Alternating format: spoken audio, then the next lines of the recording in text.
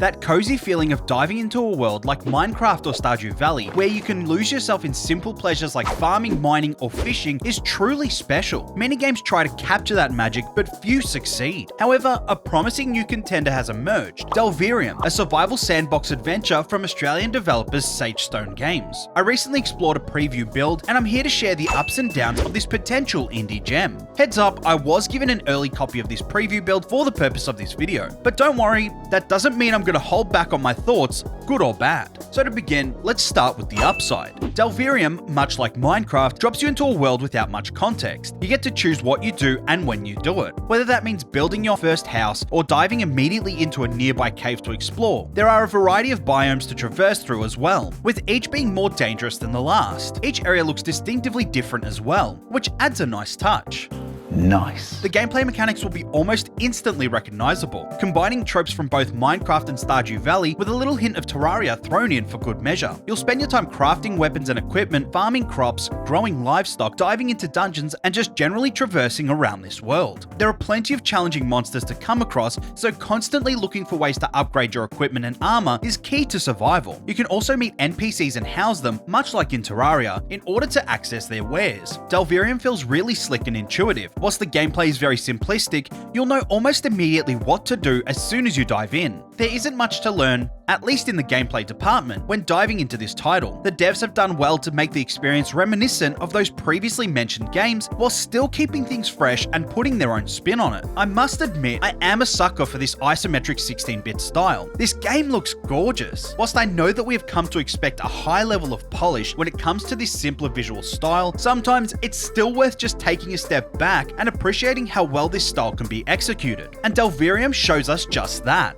Yeah, boy. There is so much loot to find whilst exploring. Chests can be found in ruins and in the depths of the caves, and can include some really helpful materials. Enemies will also occasionally drop some really helpful equipment as well. I mean, some of the decent upgrades that I have received came from random skeletons rather than having to craft it myself. But yeah, there is so much to acquire in Delverium that even the loot goblins out there might get a little overwhelmed. So far, I have only encountered one boss during my playtime. However, if it is anything to go by, then these boss encounters will be awesome. Whilst it does use the typical 3-phase trope, each phase is more difficult than the last, but also feels like it builds off the previous phase, rather than going in a completely different direction. This was a really good way to do the battle, as everything that I had learned from the previous stage continued to be useful whilst adding new challenges to the mix. Okay. The game also has a great sense of humor. The fact that the main enemies are called runtime errors didn't stop getting a laugh out of me with each encounter. The NPCs also like to drop in the occasional bit of humorous dialogue when giving hints about the things to do in the world. But yeah, it's nice to see these witty moments in the game. I was so surprised to find out that the game also supports local co-op, with online looking like it will arrive with the game's full release. You can plug in a controller and you'll be quickly spelunking with your friends through these caves. This game is perfect for a co-op experience, so I'm glad to see that it is already here. Now on to the downside. One issue I did come across early on was that I felt like I had gotten way too strong way too quickly. In the first cave that I explored, I managed to nab a couple of permanent health and mana upgrades, as well as a health upgrade accessory. This meant that I went from base health to well above in the space of about a half hour. I am invincible!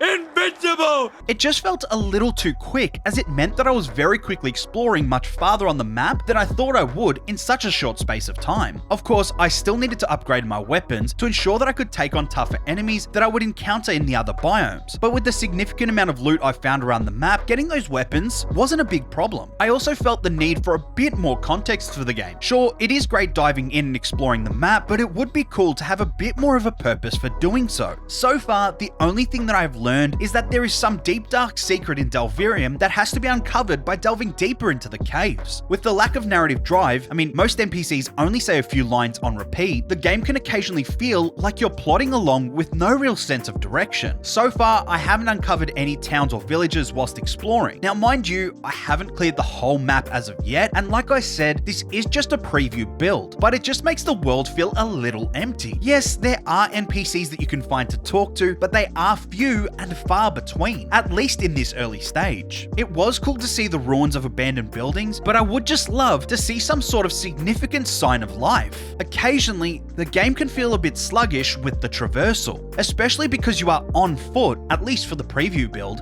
and don't go very fast. Whilst this in itself may not be the biggest deal, when you add the fact that at some points you'll need to cut through rows and rows of trees just to make a path through an area, it can become a little tedious. I am not opposed to roadblocks, but the size of some of these forests just to get from one side to the other will require a lot of time spent chopping. Also, with the amount of bodies of water in the game, there needs to be a way to traverse them. I found that way too often, I would have to follow the stream till it ends, or become really shallow just to cross it to another area. I don't mind this every now and again, but I'm really hoping for the bigger bodies of water that there will be a possibility to build a watercraft of some kind. Whilst this is not a positive or a negative, I did find it interesting that none of the tools or weapons have a durability system. Once you craft them, you can just keep using them to your heart's content. I was honestly a little surprised by this because most games of this style often do have a sort of durability system, though I quite like not having to think about my weapon's health, so for me, this was actually kind of great. So far, I've been having a blast with Delverium. The gameplay loop is really addictive, even with the fact that there is no real direction. Much like Terraria and Minecraft, you're dropped into a world and have to explore, and that is great.